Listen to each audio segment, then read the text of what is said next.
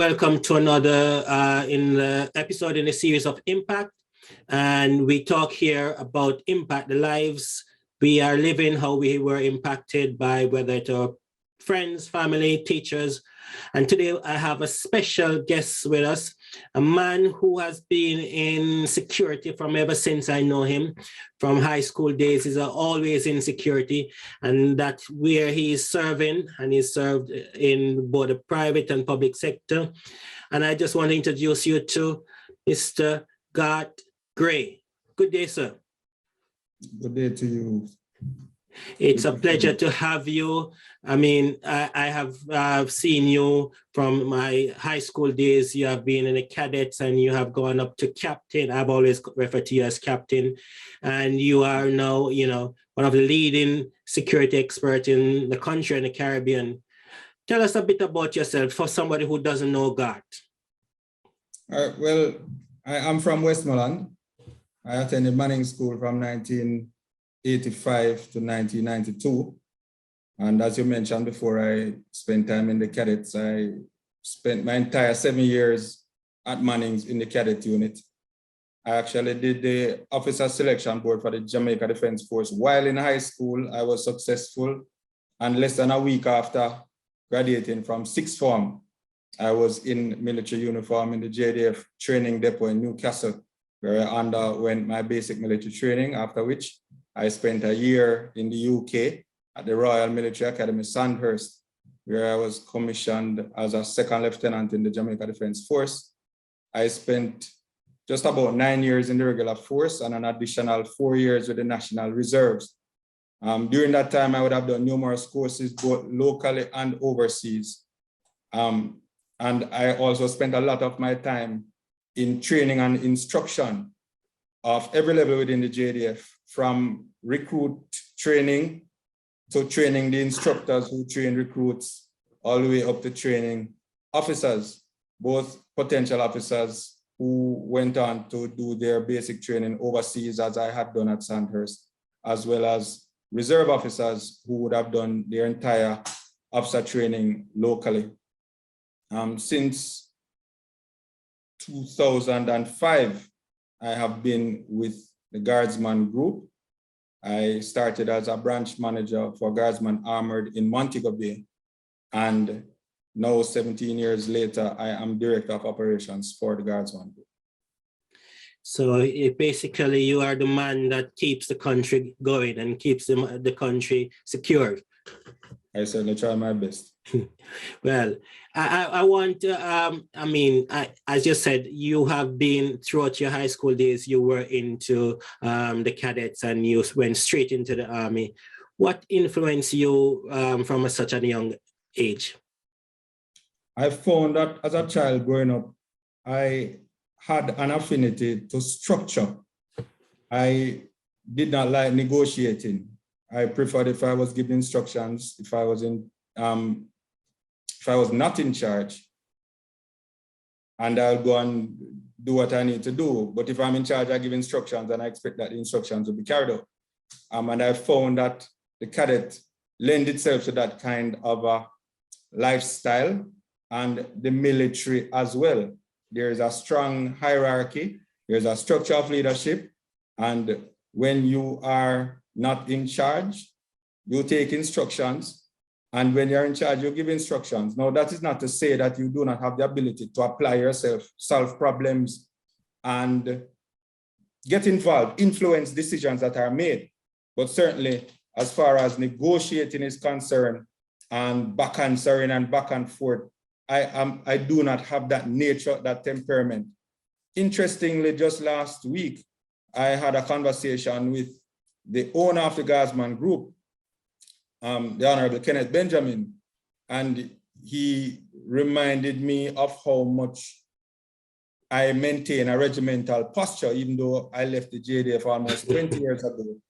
And I shared with him that it is because of my regimental posture that I joined the JDF. So it is not the JDF who has made me the way I am. Yeah. It is because of who I am and how I am, why I joined the JDF in the first place, and why I believe that I maintain that regimental persona even now. Was there anything as a child that, you know, caused you to have that persona that you want to fit in? Was it something you were trained as from with your parents?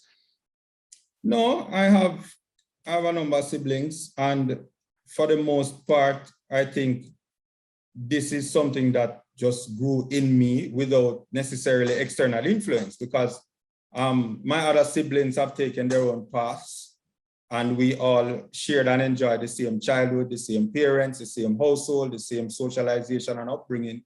All of us went to Mannings, but we just took different paths. And this is the path that I chose, or the path chose me, but this is where we are. How did that help you during your primary school days and in your secondary school days?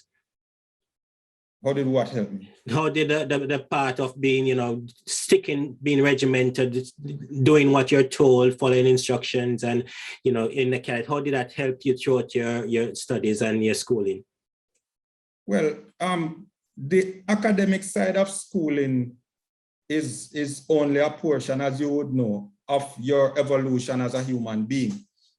And while I pursued academic interests that I liked and enjoyed, which happened to be the sciences, chem, biophysics, maths, geography, and so on, the part of my development that really blossomed for me is in the cadets. It's about positive role models. It would be remiss of me not to mention Major Shane Lawrence. Now, Shane Lawrence was in 6th form when I started Mannings in 1st form in 1985. And I always looked up to and admired Shane, the way he carried himself as a student. Then I watched, and as he left Mannings, he joined the Jamaica Defense Force, he joined the Officer Corps, and I saw in him somebody that I could emulate. I must also tell you about Oral Khan, who left the Jamaica Defense Force as a lieutenant colonel. He too was somebody that I met and aspired to be like. He was in the cadet for years. He was the head boy at Mannings, and he went on to join the Jamaica Defense Force. I too was in the cadet. I too was head boy, and I too went on to join the Jamaica Defense Force. So Lieutenant Colonel Oral Khan and Major Shane Lawrence as past students at Mannings, I would have seen them. Kerry Wallace too, who is now Dr. Kerry Wallace. He is, I believe, an executive in government. Yes. Head of the Tourism Enhancement Fund, if my memory serves me correctly. Yes. During time at Mannings too, I would have seen him and followed his example. He went through to be student council president, sergeant major of the cadet, and then he went on to other things. So these are persons who I believe influenced me throughout my early years of high school. And as they left Mannings and went on to do other things, I took on that leadership role within the school community, and then had persons like, the name eludes me now. There was a young man who he also joined the JDF. He was also sergeant major of the cadets. Sean, oh Lord, I forgot his name now. Yeah. Sean something. Anyway, the fact is that history and culture continued, and I too was able to mentor and guide some of the youngsters coming through after me at school. I remember those people quite well, and I've seen the progression, and of course they stood out in school because of, you know, their leadership qualities, and, you know, they inspire not just you as a cadet, but there are a lot of people. Myself was inspired by you guys, how you led in the cadet force. So, you know, I really appreciate that. Was there any teachers during that time that, you know, stood out for you? The gentleman named Mr. Myrie.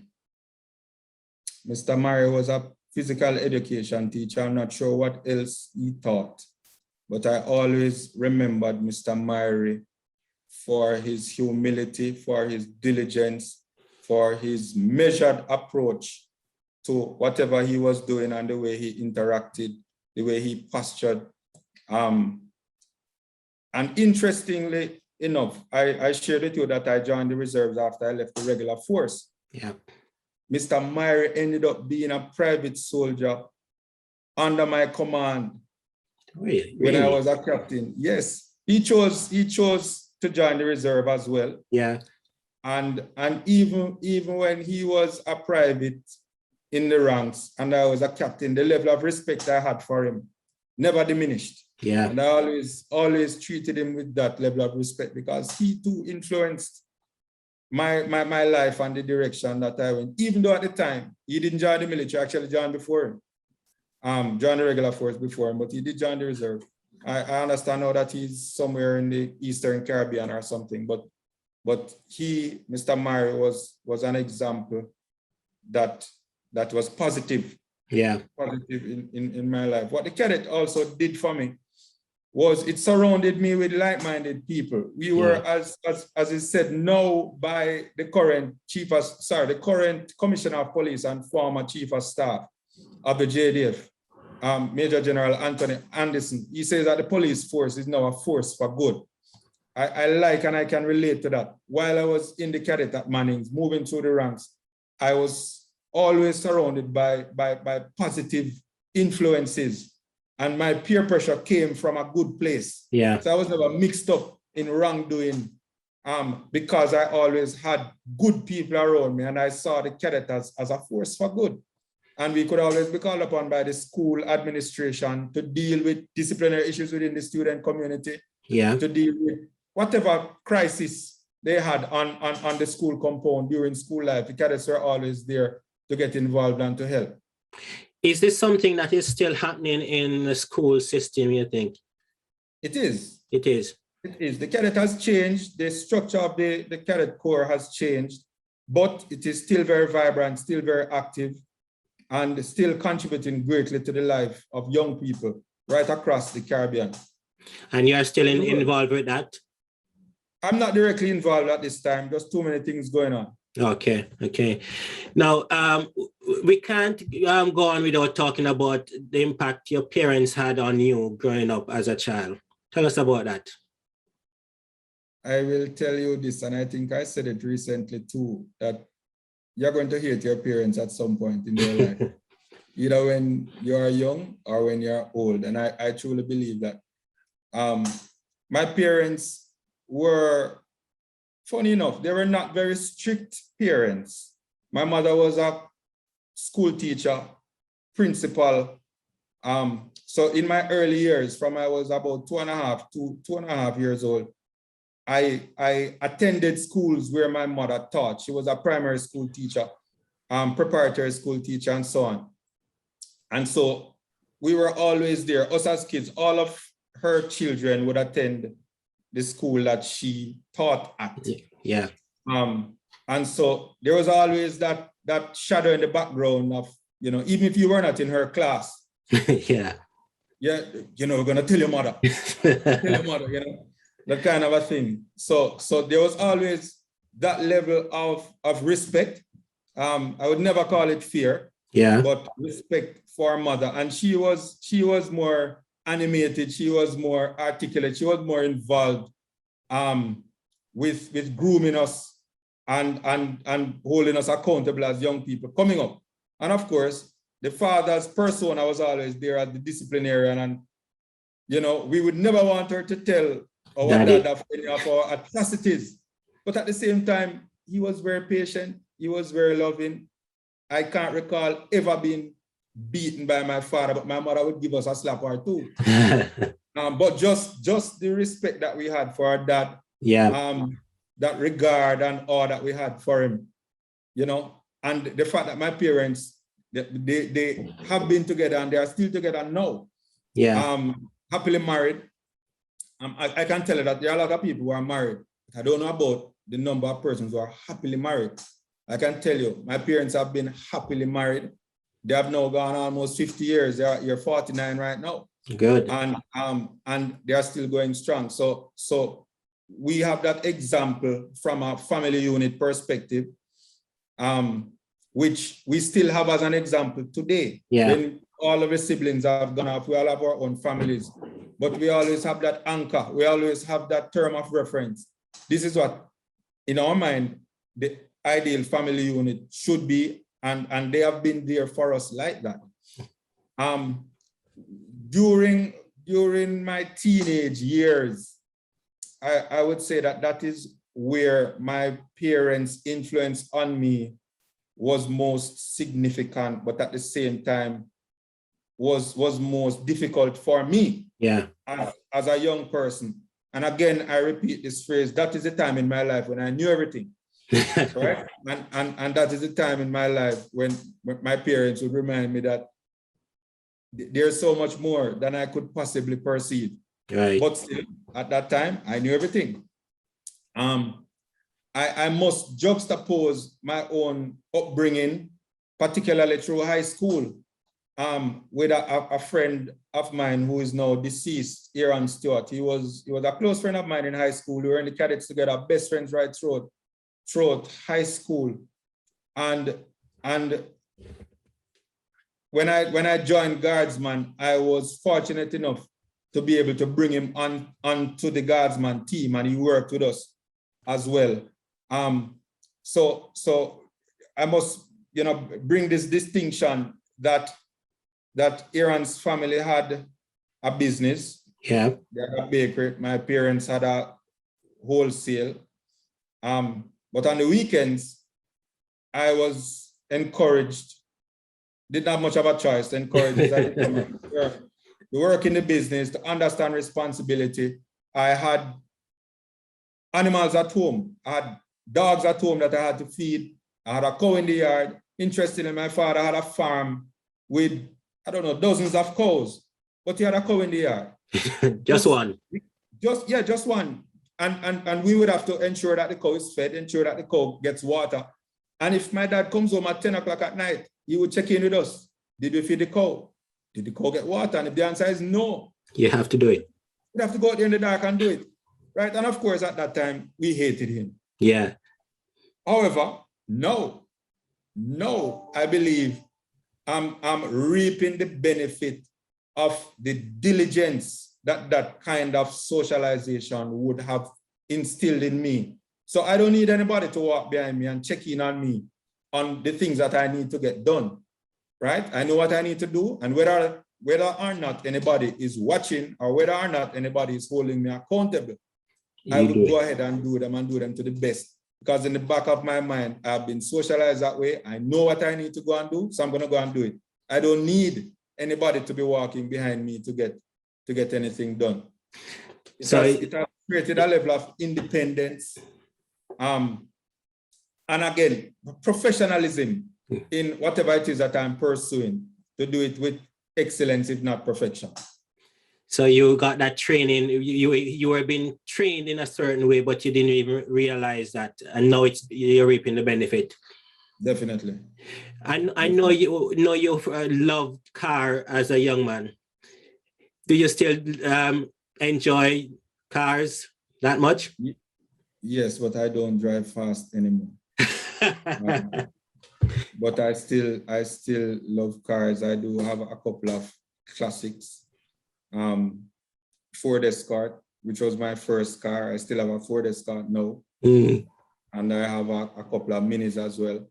But I really do not speed anymore. What's the impact? What has changed that? I believe that I just had enough of it.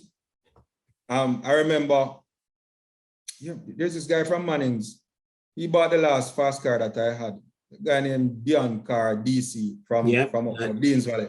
Yeah. So I had this little turbo style racing car. It was really, really quick.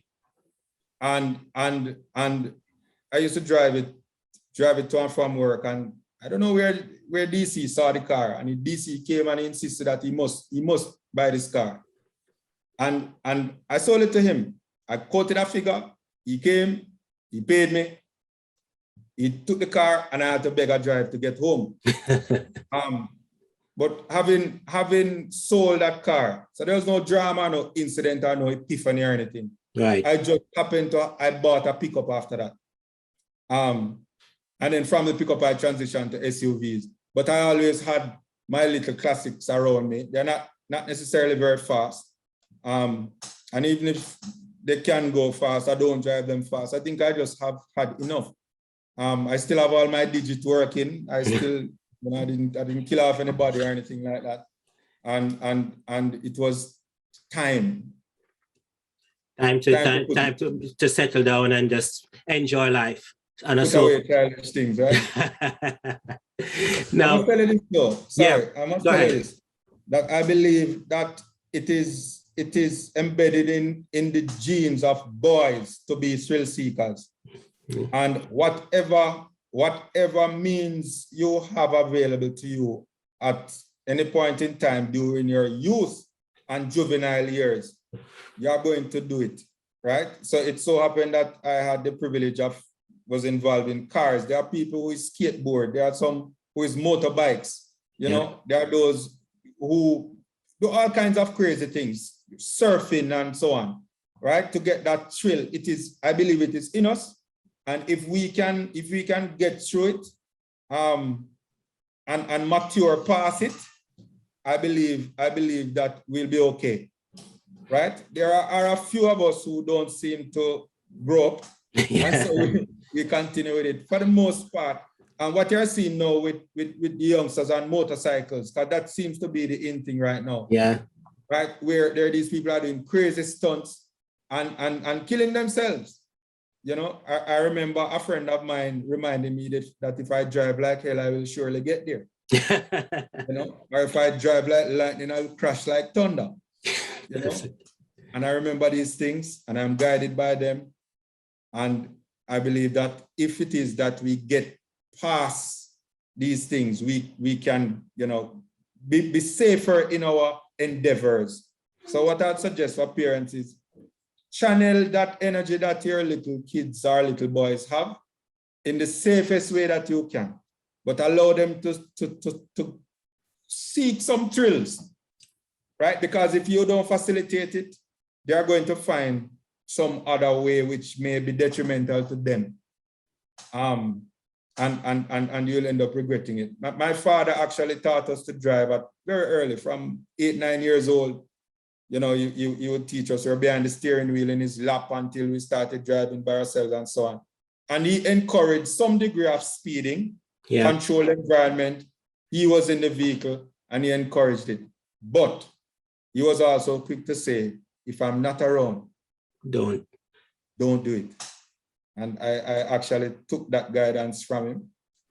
The reason I don't drink alcohol today is because my dad had a conversation to say, look here, alcohol and fast driving don't mix. So choose one, right? And I chose the fast driving at the time. And if I got through my young years without alcohol, I didn't believe it would have been wise to pick it up later on in life. So no alcohol, and now I've put on the fast driving as well. So I think my wife will have me around for years to come.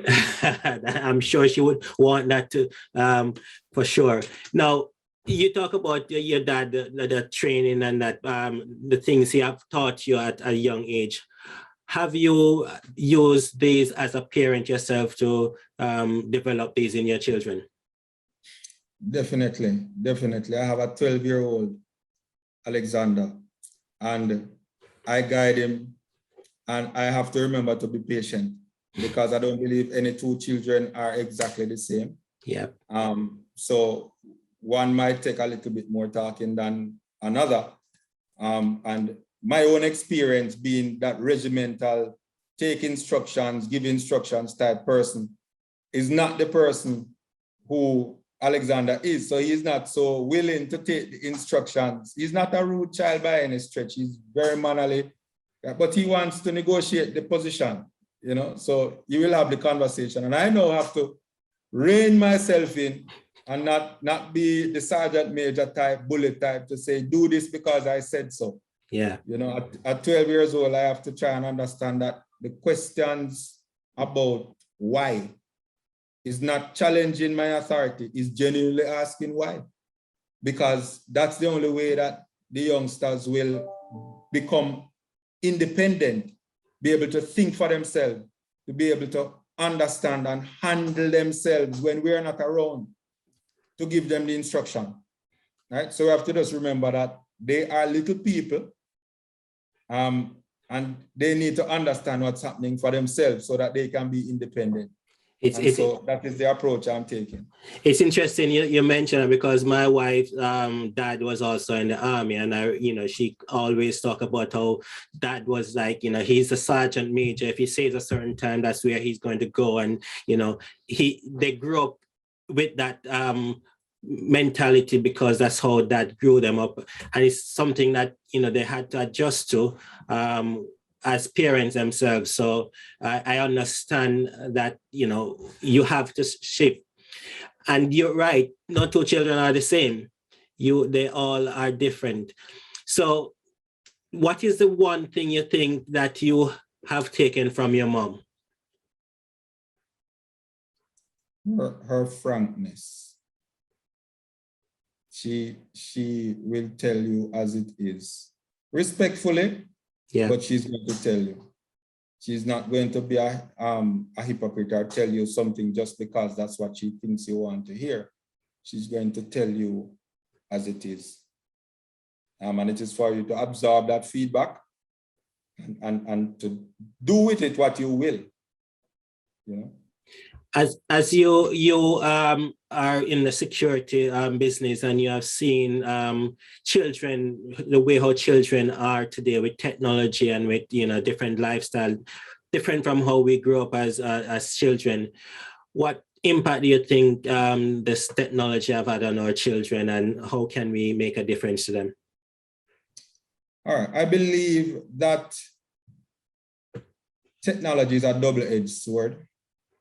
I believe that persons are existing, children now, the millennials who would have been born in the internet age. So they would have, learned it as they evolved from birth.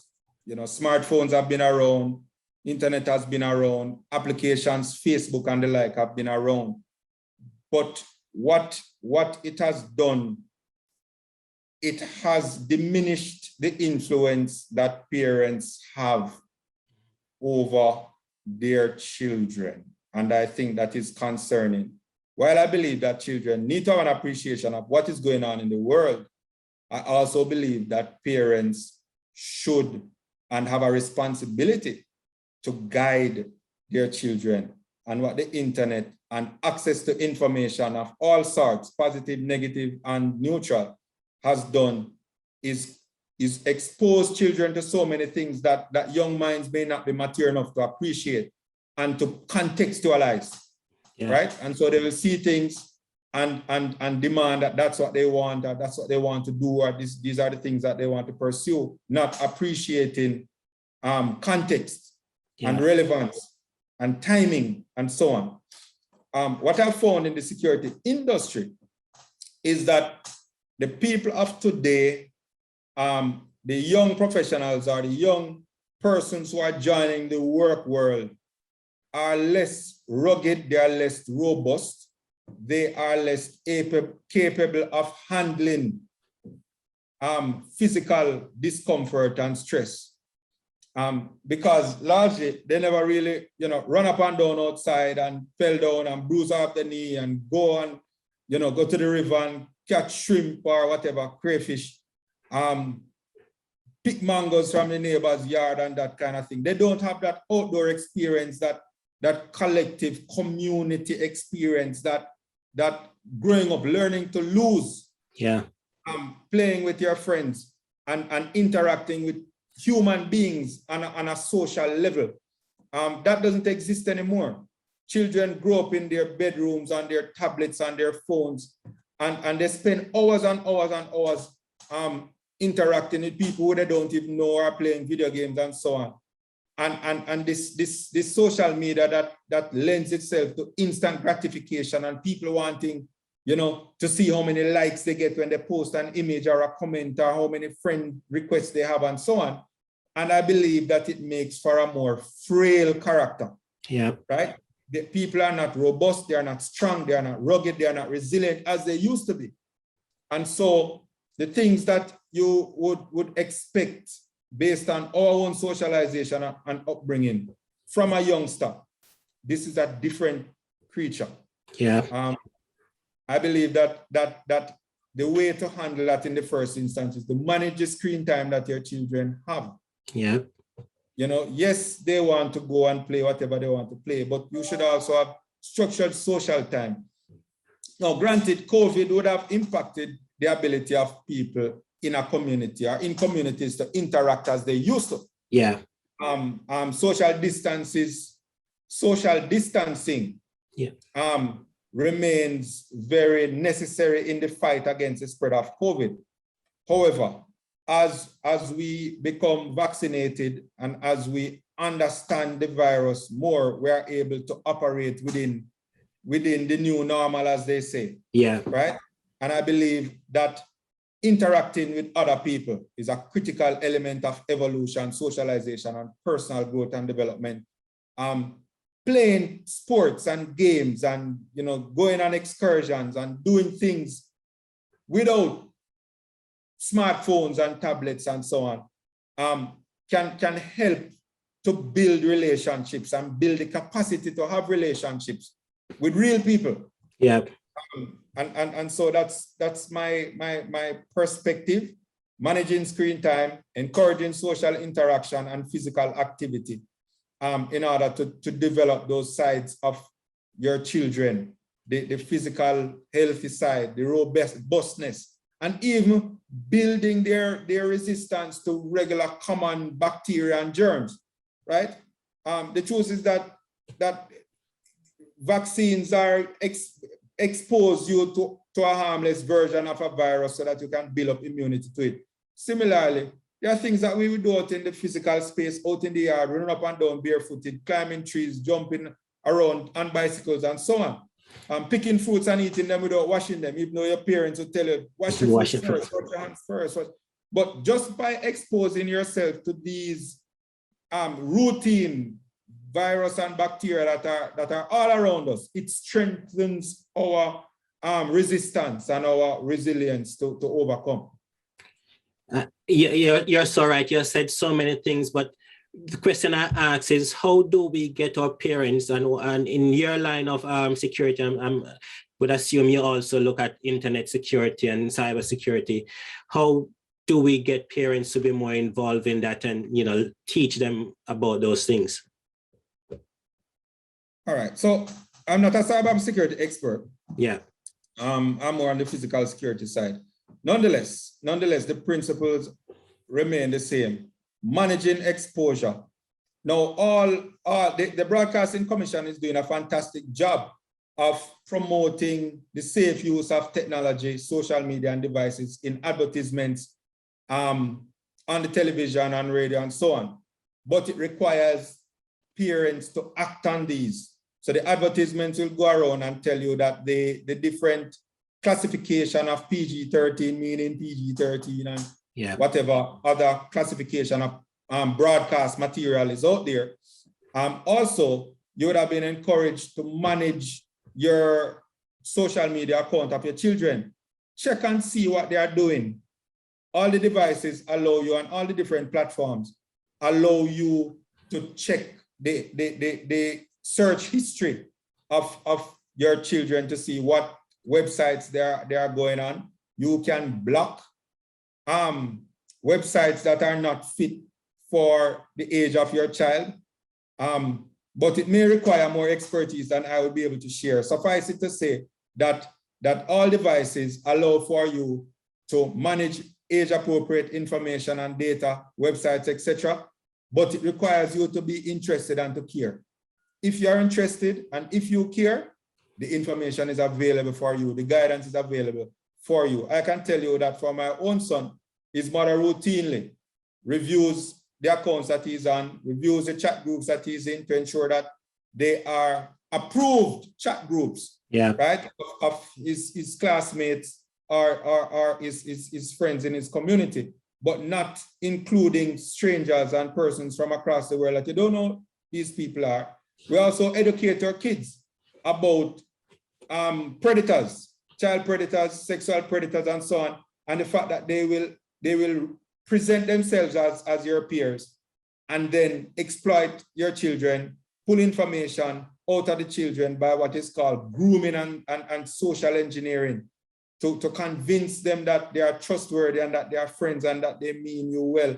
And then they turn around and exploit your children, right? So first of all, you need to be interested and care about what it is that your kids are doing. Let them know and let them see that you are paying attention, that you are checking their devices, that you are putting in the parental controls that are allowed on these devices and these platforms, right? So that you can manage what you are exposing your children to when you're not around.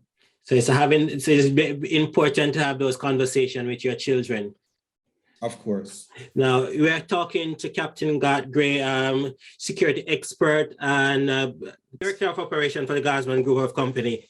We're almost coming to an end, but I just want to know, you are also ASIS. Tell us a bit about that side of your work. All right, so ASIS is the largest professional organization for security professionals in the world. We have over 34,000 members from right across the world. It was ASIS originally meant American Society for Industrial Security, but when it transitioned to become a global organization, they dropped the detailed meaning of ASIS and they just use ASIS as the acronym, as the name of the organization. So there are over 250 chapters across the world. Jamaica has one chapter. The Jamaica chapter has just about 160 security professionals. And these professionals are both from the private and public sector and include both asset and loss prevention managers from companies. So you'd have a corporate security manager at a bank or a building society or a hotel. They're a part of ASIS. You also have service providers like Guardsman, King Alarm, Hawkeye, and so on. And the management level personnel within those organizations are also a part of ASIS. And what ASIS seeks to do is to promote standards and education and professionalism in security management across the world. A lot of persons historically would believe that being an ex-soldier, being an ex-police, you can get a position as a security manager in a corporate organization. But security from the military perspective or from the police perspective is completely different from security within the corporate perspective. The example I'd want to quickly use is there are different doctors, just like how you have different types of security. Say, I would not want a dentist to be doing liver surgery on me. Okay. Right? Their expertise is in the mouth. Yeah. You know what I mean? So the military have their perspective on security. The police and law enforcement have their perspective on security. But corporate security, asset protection and loss prevention, personal security is a completely different realm and requires different training. ASIS International also offers globally board certified certifications in security. So there are about 4 major security certifications. The Certified Protection Professional or CPP, which is considered the gold standard for security professionals worldwide. Then there is the Physical Security Professional, which deals with facility security, cameras, access control systems, burglary systems, and the like.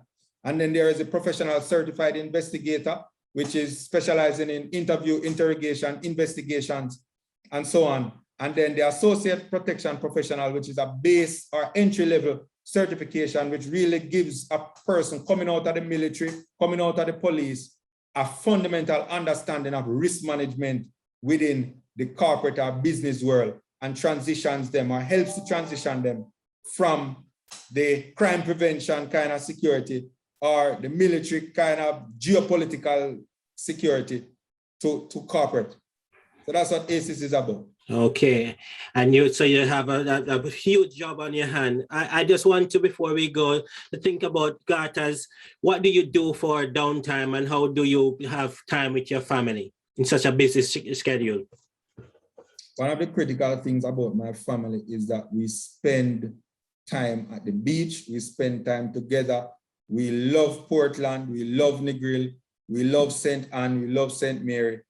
We're on the coast, we're on the water, in the water. That's where we want to be. And every opportunity we get, we spend time in the water at the beach. That's what we do. So that's your downtime. That's the downtime. Is there any readings or anybody you that has high profile in the world that have inspired you, or you have taken some stance from that you use today? Yes, there are a couple of books. There is one called Rich Dad, Poor Dad. I don't remember the name of the author right now. I believe that it teaches financial intelligence, and I believe that it is something that we should teach from high school, if not before, right? Which helps you to understand money and how to use money, how to acquire it, and how to retain it. Because they say, as the Bible says, a fool and his money shall soon part. We often find a lot of ways. We get up, work to purchase and buy the things that we want, or to do the things that we want to do, right? But we perhaps will never actualize until our money is working for us. Yeah. Right? So in the early stages, it's not to get a job and buy the biggest house you can buy or buy the fanciest car that you can buy. It's how you manage your money to a point where you can have your money working for you for a lot of years. There are so many people who cannot afford to retire because they have spent all their money throughout their life, right? And it may not because they necessarily were living hand to mouth. It is simply because they were spending all of it. Each month, they spend it off. And that is probably not the wisest way to go, right? So you have to develop a culture within yourself of investing. So Rich Dad Poor Dad, significant impact on my financial life, as well as there's a book called Grit. Again, I'm not very good with authors, but it teaches professional resilience. It teaches stick-to-itiveness and courage to keep on pursuing and to keep on pushing, right? Not to give up too easily, right? To become a master of your craft. I'll tell you this, whatever you choose to do in life, you can develop a demand for it so that you can basically charge what you want to charge for the service or the goods that you offer. I was surprised to learn that there are people in this world who all they do every day is put on eyelash extensions on people. and they make a living of it. There are makeup artists who make millions each year because celebrities require makeup artists and they do not want the wishy-washy ones. Yeah. Look at Bridget Sandals. There's this lady, Bridget Brown in Kingston. Her ad is on the radio.